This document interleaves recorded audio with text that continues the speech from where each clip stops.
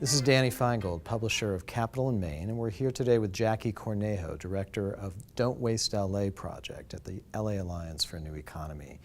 We're here to talk to Jacki about the historic vote by the LA City Council to adopt a zero waste ordinance that will transform waste and recycling in one of the biggest cities in the country. Jacki, thank you for being here with us. Thanks. What happened, and what is this going to mean for the average Angelino?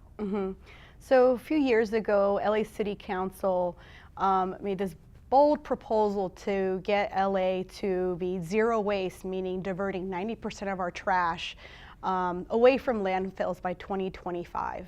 The exclusive franchise plan, or also known as the Zero Waste LA franchise plan, will really help us get to zero waste.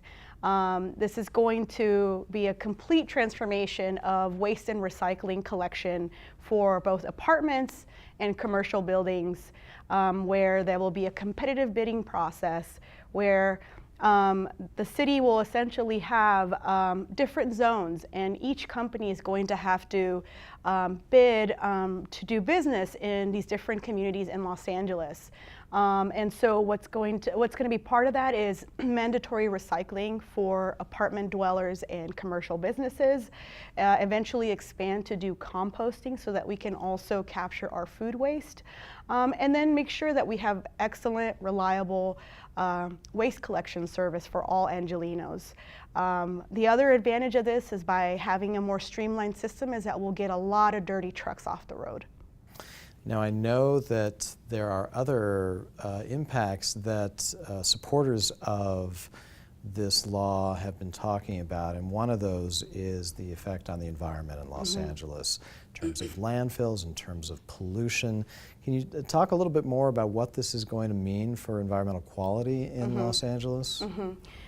Currently, our system handles 2.5 million tons of waste. 70% of that comes from apartments and commercial businesses. And what we're going to be able to do here is ensure that we don't continue our reliance on landfills. We are literally running out of places to take our trash. Because of our lower recycling rates and what we have at the municipal level, which is at about 70%.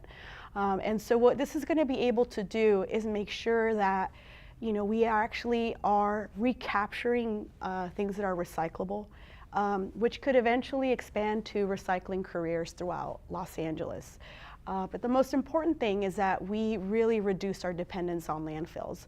Our wake-up call was last year when the Puente Hills landfill was at capacity, so they are no longer handling our trash. Sunshine Canyon, which is located in Sunland, they're going to be at capacity at about 2035, which is not that far away from where we're at right now. And so it really was a real wake-up call for our coalition, for our city, for elected officials to be able to really address this problem. The other thing to really to really note is the fact that we are the second highest, most polluted air basin in the country.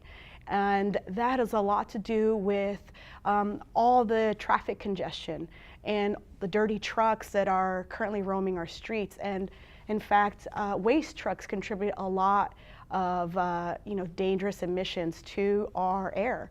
And some communities in Los Angeles have to deal with disproportionate impacts associated with waste collection and with the excessive amount of trucks we have in our neighborhoods.